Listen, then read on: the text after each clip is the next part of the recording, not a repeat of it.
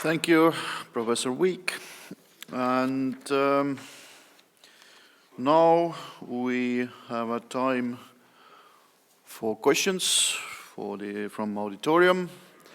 And the plan is to do it so that we will take 3 questions at once and then let the panelists to answer the questions, and then next 3 until we reach the end of our session. So are there questions anymore? Please let us know. So I can see 1 question there. We have the microphone, please. The second question. And the third question here, yes. And I also ask to first introduce yourself and to whom the question is addressed to. Thank you. Thank you very much. Thank you for the floor. I'm Judge Chaplin. My affiliation is the Institute of Advanced Studies in Kőszeg in Hungary. I want to make a general point, because I think this applies to all of you, to which you may or may not want to respond. But what I want to suggest to you is that liberalism is neither a necessary condition nor a sufficient condition of democracy. You can have non-liberal democracies, you can have non-democratic liberalisms. If you think about the United Kingdom in the 1970s, it was democratic, it was not liberal. It was a corporatist state. I'm not sure that the beginning of the Fifth French Republic was all that liberal. One can multiply. I think actually the perfect example of having a state that is liberal but not democratic is pre-1914 Austria. That was fairly liberal. Democratic? Come on. What did the Reichsrat do when the First World War began? It had been suspended. It was not a democratic state. So I think if we can take this position that we can decouple liberalism from democracy, we can rehabilitate social democracy, Christian democracy, conservatism, possibly even illiberal democracy, but that may shock some of you a little too far. The second point I want to make to strengthen this proposition, if you look at Article 2 of the treaty, which is the starting point that none of you mentioned, it mentions democracy. It doesn't mention liberal democracy, just democracy. It mentions other things as well. So it seems to me that it is possible from this legal constitutional perspective to say we should recover democracy from the liberals. Otherwise, I don't know how many of you are familiar with the work of Wolfgang Streeck, who's quite left-wing, who talks about the European Union as being a doomed liberal empire. I'm not persuaded that it is doomed, but there are serious problems. Professor Meni, in your analysis, what role do you ascribe to complexity theory? That is to say, the rise of non-linear processes, which prior to globalization, let's say prior to 1989, the state was able to suppress. This is no longer the case. The world is now full of unintended consequences, butterfly effects, emergent processes, and so on. I think it makes the entire political scene much less predictable, hence much that you have all been talking about. Well, having spent 15 years with supranational democracy as a member of the European Parliament, I can tell you that supranational democracy is not very democratic. There is indeed what I'm sure you all know the word the deep state. There is a deep state, both in the Commission and in Parliament, which actually has far more influence than ever emerges in whatever is written about the European Union. Professor Van Klink, we've already talked. I just want to ask you one thing. You talked about exclusion as being a characteristic of populists. Let me ask you this.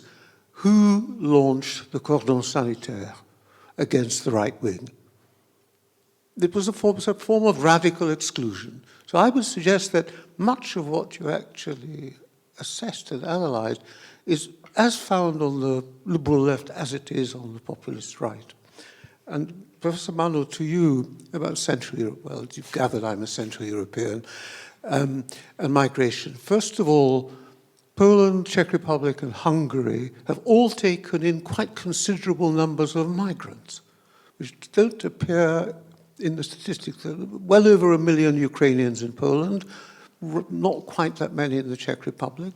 And Hungary has taken in sort of about 300,000 Hungarians from Romania and Serbia, rather fewer from Slovakia. So we also have the out-migration that you mentioned. I don't know if you've seen the IMF report on this. Roughly 20 million people have migrated from the entire EU11, which basically constitutes a gift to the well-to-do West because of the education and training that these people have received. And then the question I want to put to you, because I have a fear that this is where we're going, because of the EU's competition policy, these states are caught in the middle-income trap. And if I'm right, I do not know how they can escape. End of questions. Okay, thank you. I think we had already at least 4 questions on time, so I think it's right time now to start answering. Otherwise, we will lose the track, and then I'll go further with the next questions. So the first was, I think, for the whole panelists about the liberalism and democracy. So who is the first who would like to address the answer? Yes, please. Well, democracy as we know it, as we define it today, is a byproduct of a mix. It might have been different. Instead of following Benjamin Constant, we could have followed Robespierre. So it's a mix. And for me, the issue is in the composition of the mix. It is related also to complexity, because indeed we do not fully master today the composition of the mix. There are a lot of unexpected consequences. For instance, judicialization. You follow an extremely sane principle, that is to give to some neutral or supposedly neutral arbiters the right to decide on some key issues. You do not leave it to politics. But the role of courts have gone so far that the domain, the realm of politics, of pure politics, of popular politics, has been drastically reduced. So I think none of us probably who advocated a more active role for the judiciary in the 60s or 70s or 80s has foreseen the extent to which the role of higher courts would impede, would reduce the space for policymakers. I often use the example of the death penalty. I am personally very much in favor of eliminating the death penalty. Very much in favor. But the fact that by matter of principle, you forbid the death penalty means that you have taken out of the hands of politicians. I take this example because it's the most provocative example you can think of. But you have to apply it to so many fields where today's politicians can do anything. I remember when the French politicians tried to forbid the scarf for Muslim women.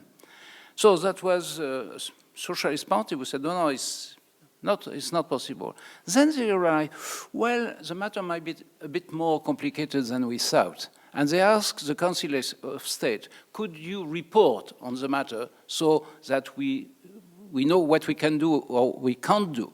And the Council of State came back with a huge report, a long report, mentioning all the international obligations impose on the French state in such a matter? Said, well, according to the treaty on this, on that, you can't do it. So the French policymakers discovered that the road was indeed extremely narrow. But if it was just for a matter of, let's say, freedom, public liberties, but it's everywhere. Do you want to prohibit the use of plastic, which is a banal example? Well, wait. There are so many regulations about the free circulation of goods, etc. Unless you can prove that it's detrimental to health, it's extremely difficult to prohibit plastic. So in every possible, and so populism is in many ways an attempt to reintroduce simplicity, I would say even simplistic views of the world in a world which is loaded with extreme complexity, and where you have the feeling that politicians can't do anything because there is no way of regulating or deciding on any matter. So we have the two poles, extreme complexity on one hand, and the proposal of coming back to extreme simplistic solution. Obviously, it's probably in the middle that you will find out the solution, but we are faced with this, and at least it has one advantage. We are obliged to think about it. We are forced to think about it. Thank you. Somebody else from the panel would like to answer the first? Yes? You had been addressed? I can. Yeah, please. Yeah. Okay.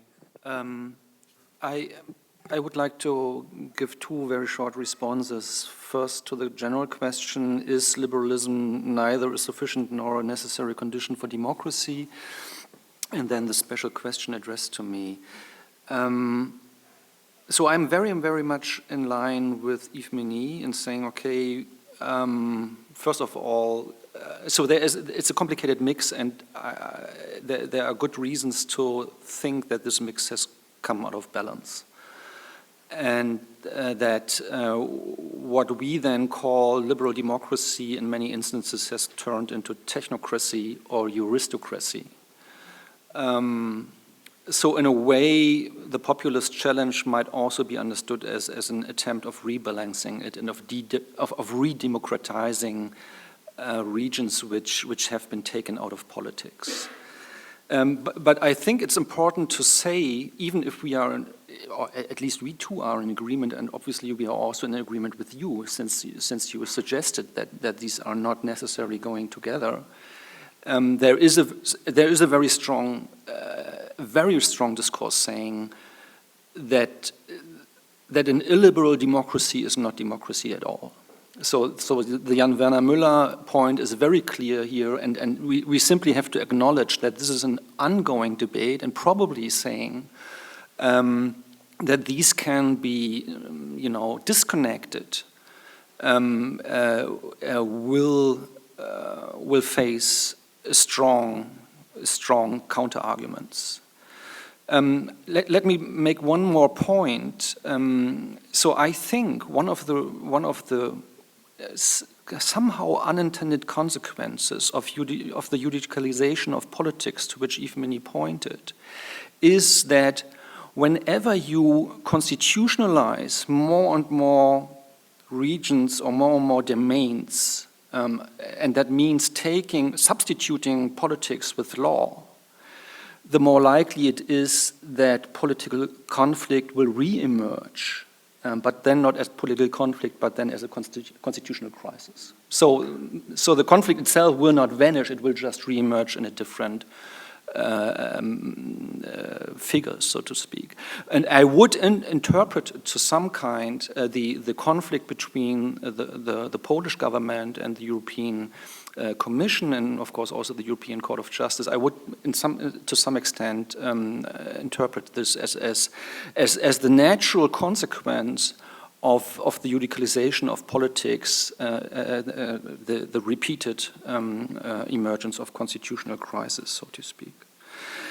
So the more specific point directed at me, yes, absolutely right. And I was very, how do you say, that was simply a side remark saying, okay, so we have this extreme out migration. We have, I think you're completely right in pointing this out on a massive scale. So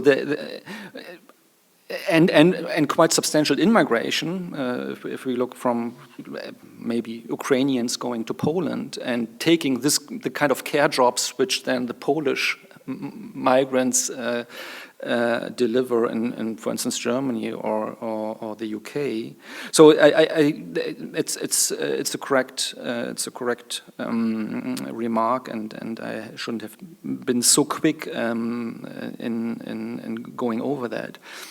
I would still think that the kind of political response is still those, and that would simply add to the picture, saying, okay, it's rather the kind of more rural areas experiencing this kind of extreme outflow. It's extremely this economically less advantaged regions, not the big cities, not Warsaw or Prague or Budapest. It's rather the countryside suffering from this extreme outflow, but also, of course, suffering from the crisis of agriculture and so on, where we know. So if we look at an electoral map of Hungary, it's all Fidesz and it's only Budapest.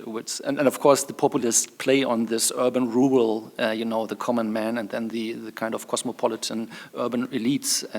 But I think it would just add more how do you say, more richness to the same argument. But I would still say, okay, what these populists then deliver or offer is really the protection of exactly this kind of electorate, which is vulnerable to these kind of economic movements.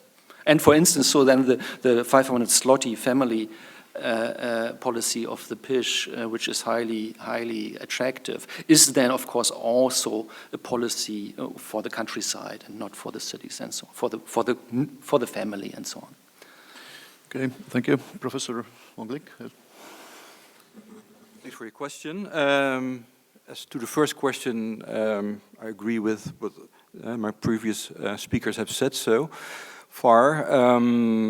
I think you could theoretically and practically distinguish liberalism and democracy. I would not recommend it. And Stefan Kierste will explain why after the break, so I postponed it. The question on exclusion, yes, I should be clearer on that point. So in the literature, a PhD student of mine, former PhD student of mine, in the volume I talked about, Vox Populi, she makes a distinction between authoritarian populism and radical democratic populism after Chantal Mouffe, and she also distinguishes inclusionary and exclusionary populism. And I was never really satisfied with this distinction, because politics is always, to some extent, more or less based on exclusion. So you cannot have a fully inclusive political community. There's always, to some extent, exclusion. And I'm not in favor of a cordon sanitaire, and Germany shows now in Thuringia shows now why. So I think it's a failure not to work together with AfD. You don't have to support them, but to exclude them makes them even more popular and special, and it strengthens the outsider position. You should not do that, I think. But yeah, saying that, so politics is always, to some extent or the other, a matter of exclusion. And but the problem with populism I have in terms of exclusion is that there's this strict antagonism between friends and enemies. So you have the inside group and the outsiders.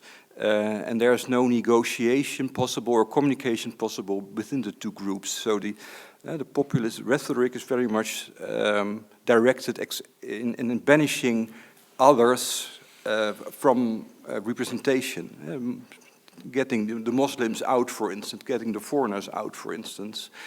And I would prefer a politics that is more inclusive or less exclusive, which is more pluralist. But I agree that there are always limits to pluralism. But I would like to broaden the boundaries instead of fixing them beforehand in the in-group and the out-group beforehand. Thank you. Okay, thank you. Next, please, Professor Keen. I saw first, then Professor Rosare, and Ivar Reik, yes. Well, thank you very much to each of you.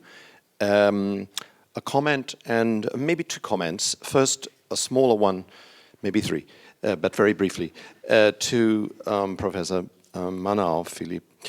There is, I think the political economy approach is rather underestimated in the research and writings on populism. You are right about that.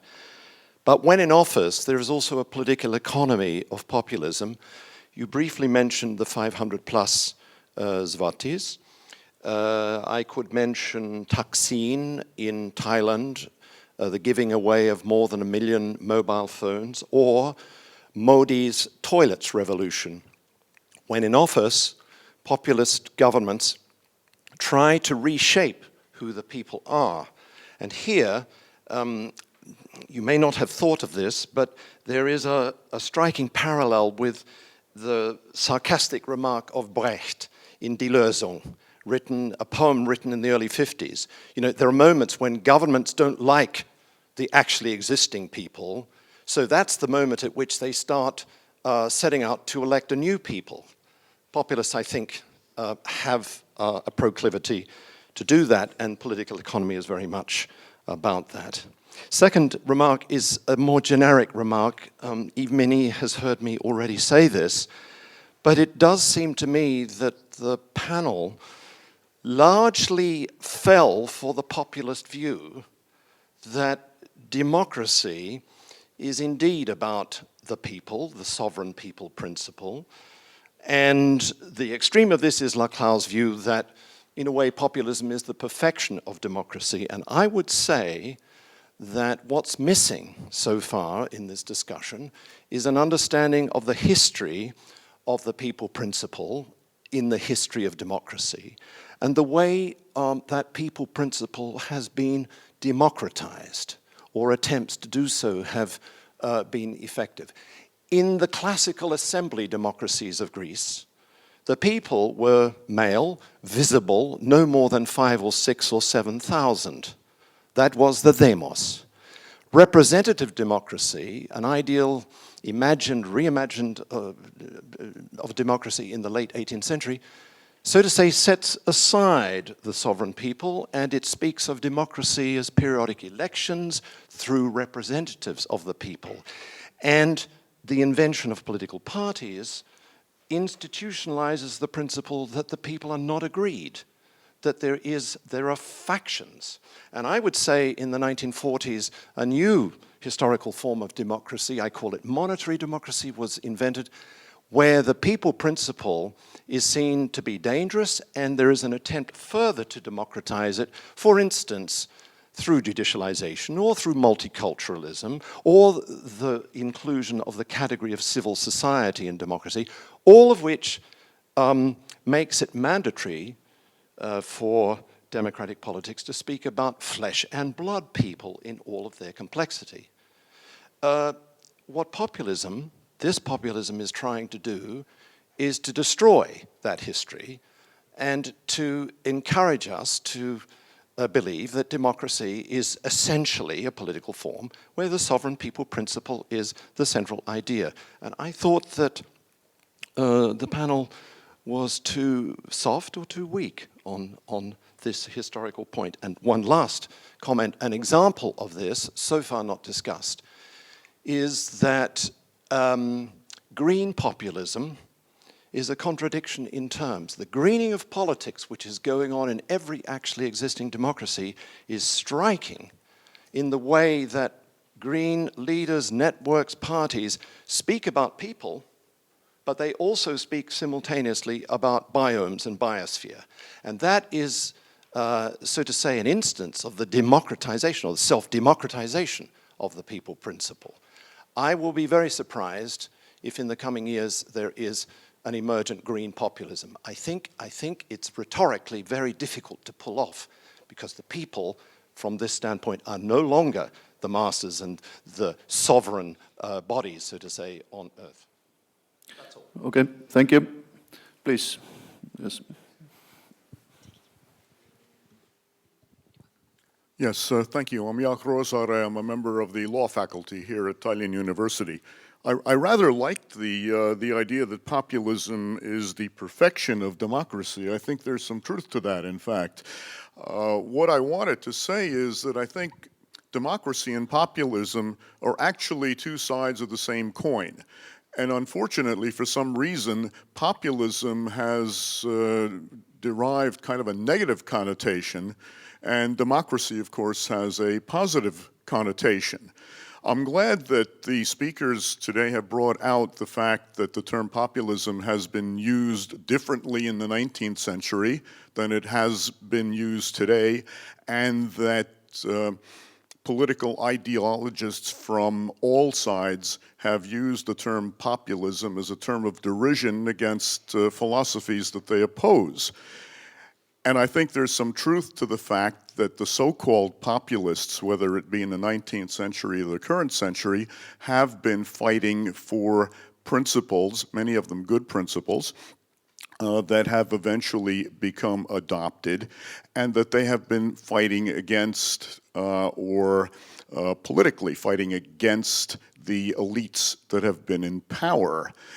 And in fact, then when the so-called populists depose the elites that were in power and take over, those elites who have lost power and authority then continue to deride the new winners or political majorities as populists and refuse to accept their beliefs. So where in the 19th century it was a term of derision against socialists and progressives, now it has become a term of derision against conservatives. And in both cases, they have presented the will of the people, and that is democracy, I would submit. I think we could have this whole conference and discussion actually without the use of the term populism and refer to different forms and aspects of democracy without being confused by this term.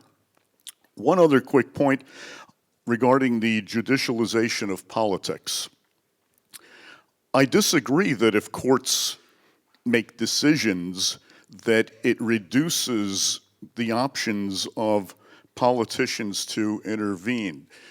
Depending on the states and the state processes and the models, after the courts have made a decision, the parliaments, the politicians, are free to rewrite laws to be in conformance with court decisions or more precise, or if necessary, to adopt different laws, or if necessary, propose and adopt constitutional amendments, which may in themselves be constitutional or unconstitutional depending on the system, and it goes around and around and around.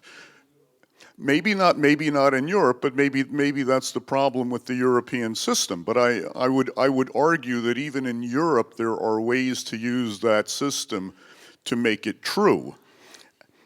And regarding the death penalty, it wasn't the courts really that made this decision, it was the politicians in adopting the European Convention on Human Rights and then the two additional protocols which limited, for the most part, and then eliminated completely the death penalty.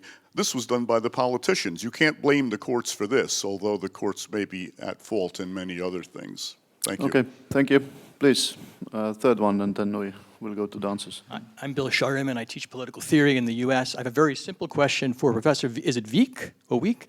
But I have to say something about liberalism and democracy. So yes, conceptually this is very complicated. Historically it's complicated. With all due respect, politically, normatively, it's not that complicated. No democracy without some essential elements of liberalism commitment to personal freedom, the rule of law, basic rights is worth living in. With all, so that we can argue about that, what that means. We have to. That's what a lot of political debate has been about. But if there's any lesson we should have learned in the last 100 years, that is a lesson I would point to. Now let me calm down. So, Professor Wieck, could you talk about what you're doing in the context of these? There's a long tradition of using social psychology to look at these right-wing authoritarian movements, beginning with Freud's Gruppenpsychologie, right? Adorno, a whole tradition of this. I'm just trying to figure out how what you're doing relates to that tradition. Maybe it doesn't need to, but a lot of what you're doing certainly echoes some of the stuff that I'm familiar with in that tradition. Okay, thank you. We will go to the answers now, and I propose to start with, yeah, we take 3 at a time, so you will be the next. So, Professor Wieck, please. Thank you. Thank you.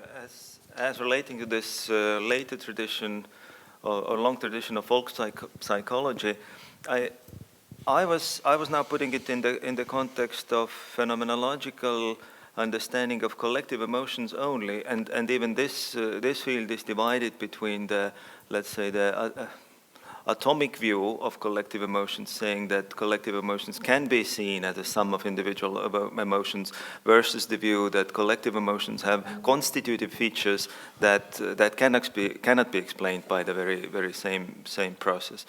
Now, I'm not sure about this longer tradition starting from Freud, whether this debate has been carried out there. I think in mass psychosis theories, of course, they would fall to the side of collective emotion being constituted not based on summing up individual emotions. So there would be the similarity then. Okay, thank you. Professor Keen's questions, to whom they were addressed to all of us, or? Okay, who would like to start? Yes, please. Thanks for your question. I don't know if it's true that we were too weak and too easy accepting the claim that populism equals democracy, or that populism is democratic. Personally, I believe there is a complex relationship between populism and democracy, and I'm not in favor of totally banning populism from democracy at all. So I'm not supporting Müller's claim that it's not democratic, but it's I think a not very attractive view of democracy that is promoted under the banner of populism. And you refer to the history, the historical development of the idea of the people, and you refer to notions like multiculturalism and civil society. I think I would rephrase it in different terms, and I was thinking of the famous notion of Claude Lefort, the empty place of power. And what I think is important in a normative conception of democracy is that there is some awareness that the place that you take, if you're in power, that it's so you're not identified with power. You're not in a fixed position. So you get elected, you get the position of power, but it's temporarily, and you try also to include other people that are the minorities, ideally. So the chair of power, or the place of power, is for rent. It's not fixed. It doesn't belong to a group permanently. And in this sense, I would say populism betrays this democratic ideal, because it says only one group, white male people or the original people, they have an original claim to power. And I think that is wrong in a pluralist setting. I do believe, although you denied it, that green populism is possible, I think, because some claims of, I'm totally in favor of green politics, but sometimes I'm a bit worried about the rhetoric used by green politicians or activists that we don't have a choice in politics anymore, that because the climate is changing, we have to act. Of course we have to act, but that doesn't mean that we cannot debate or deliberate on how to act. So if a green statement is phrased in terms of there is no option, we have to act in this way, I think it's dangerous and it's populist.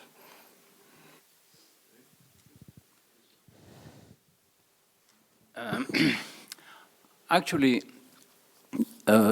democracy is not born as such. Democracy was an evolution of the shift from, let's say, monarchy to republic, and the American Republic, the French Republic became more democratic. But they have to make coincide two different images.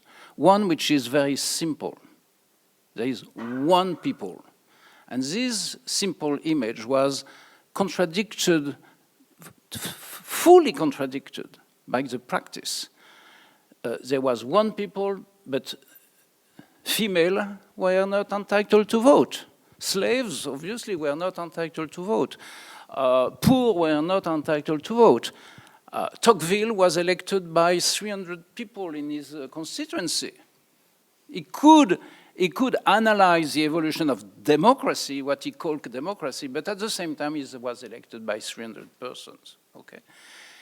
And over the past century, the abstract image, one people, and the contradiction, that is millions of individuals, have become closer to each other.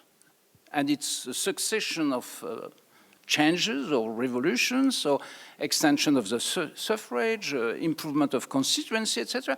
But there was always this liberal moderation, control, checks in order to make people making too many mistakes, because people might be wrong from time to time. We have plenty of historical evidence. But the paradoxical situation today is that we have seen on screen probably the world champion of populism, Mr. Trump. He is the product not of the popular vote, is the product of the checks which have been introduced in the American Constitution in order to safeguard the state's rights. Should the election be purely popular, Mr. Trump would be an obscure politician in Florida. It's correct. It's correct.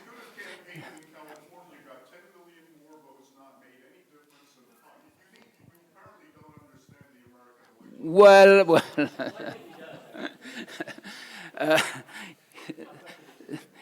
had it been an election according to the majority principle, Mr. Trump would have been defeated. That's it. Okay, we might. But just to say that the problem of the increasing rigidity of our political systems is indeed prone to revolts and revolution. And it's the case in the European Union, it's the case in national settings. That is, too many rules, too many legal principles are imposed which cannot allow people the necessary freedom that politics offers. That's part of the problem. Okay, thank you. I think we have time for at least two more questions. Please, Professor Raik, and there I can see the... Yes, thank you, please. Mr. Chairman. I have one very short question to... That is very good, that's short. And another question also, bigger one. For one Klink, You mentioned in your presentation that populism is an ideology. We know the authors of all kind of ideologies, but who are the authors of populism? Can you name some authors of populism who have serious analysis? This is my first question. And so much has been discussed about this theory of populism and structure and so on. But how to overcome populism? What will happen if populists will be power in all countries, let's say? How do you treat then populism? Is this a mainstream, new mainstream? And it seems to, why I ask this. Populists have been in power in Italy, this Grillo and Salvini, they are in Hungary, they are in USA, and I see US Democrats, they are going to repeat this Republicans' choice. Buttigieg is a new democratic populism. Populism will spread over the world. What will happen then? Thank you. Okay, thank you. There was a question, yes, the microphone in the center. I saw.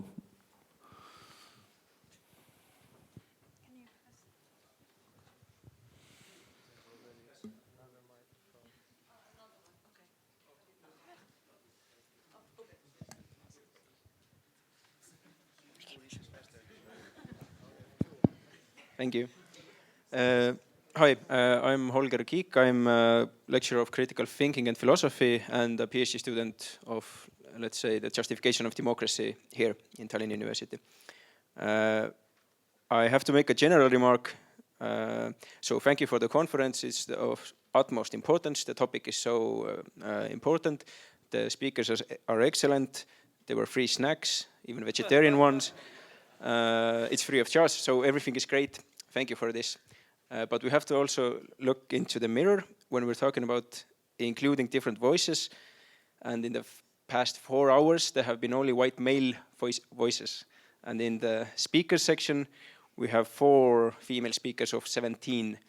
I'm no different. I recently discovered I have 90% of the literature that I gave to my students are written by men. But I'm making this remark not in private, as would be polite, but in general, because we all organize events, we all conduct courses, so it's something to maybe in the future, not to look back in anger, but in the future to to have everyone this thought. But the question, so sorry for this big general remark. It's for the first 2 speakers, I think.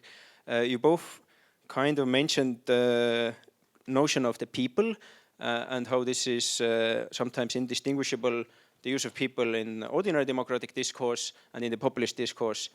But I think the distinction is not that complicated. One makes this mistake of mistaking the part for the whole, declares it either its voters or this mythological entity, even maybe they don't have the majority, but this mythological entity to be the whole, to be the people. The other, as Professor Menu's example, the politician who after election says that I am now trying to take into account different voters, people who didn't vote for me, is accepting maybe this agonistic view of democracy, or accepting that there is this reasonable pluralism, that there are different voices and different interests, and they need to be taken into account. So I think there are quite different uses of the word people, so we maybe shouldn't shy away for the what you were also talking about, the re-democratization, the possibility of that the populists awaken us to the need to re-democratize politics. So there is, I think, a sincere way of being held toward the people and less to the elites or the lobbyists and so on. I will. That was my question, and thank you for your comment. Thank you. I think I have to react as one of the organizers also for the first remark. Yes, this is not the only panel of the conference. So unfortunately, yes, this is only here. You can see male, but there will be other panels where the division between male and female are much better balanced. Yes. Okay. And please, the next question was about the economy, not about the authors of populism, I guess. Yeah, for ideology, yes. Yeah. So one of the questions directed at me, I have two. The first one is, why is populism an ideology? Is it an ideology? My claim in my lecture was, I discussed a common understanding of populism promoted by Müller, but I'm not supportive of this understanding, of this definition, exactly for the reasons that you gave. Thinking of an ideology, so you have a collection of ideas and notions and a worldview, and you have authors that have expressed this worldview, political worldview, and that's missing clearly in much populist discourse. So Müller speaks of a thin ideology, and if you look at what is inside this thin conception of ideology, it's basically the appeal to the people, the distinction between people and the elite. And for me, it's too thin to constitute an ideology. And it's true that populism can be connected to more full-blown ideologies like communism, socialism, fascism, and so on. But that does not make populism itself an ideology. And that's why I favor a more performative, stylistic understanding of populism, a way of doing politics. It's connected to content, but the content is flexible, it's volatile. And what for me distinguishes populist discourse from other political discourse is the extensive use of the rhetorical means I have discussed. So forget about ideology and think of populism as a performance would be my recommendation. Yes, we are too male, I fully agree. But there should be more women present. This is a part that is not representing the whole, and looking at the future, we should improve, definitely. Talking about the people, and it's true that we have taken this notion perhaps too much for granted. In the work, in the excellent work of a woman, Margaret Canova, she distinguishes three notions of the people. I think they all resonate in populist discourse. So you have one understanding of the people in terms of the unified people, people who are one against the others that don't matter, as Trump said. Then you have this notion of the original, the authentic, the real people, people who are born in Estonia or born in Hungary or in Poland or in the Netherlands, and they are the real people and not the new people who have come to our countries.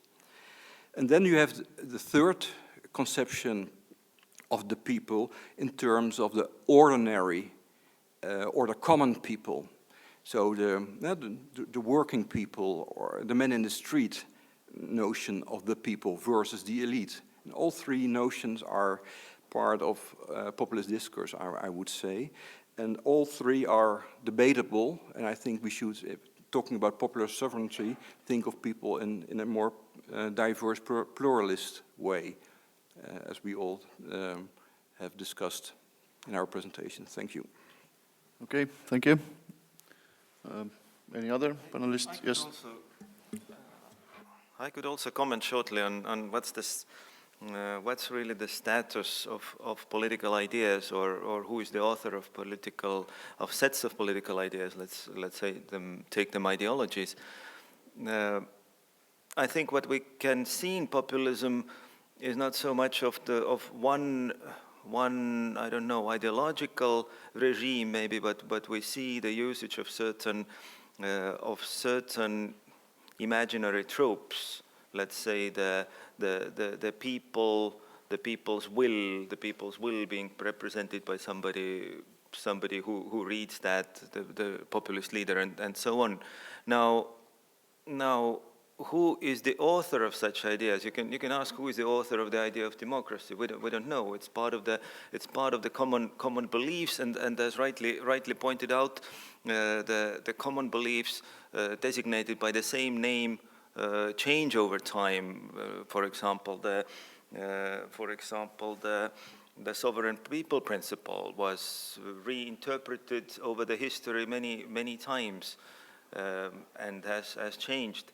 I think the question now is not normative, what those words mean or how they can be defined in the long run. The question will be how economically effective, how are those governments that are populists, so that 50 years from, if they turn out to be not economically effective, then 50 years later nobody will simply care about how they define democracy or liberal democracy, or do they go together, or these notions or not.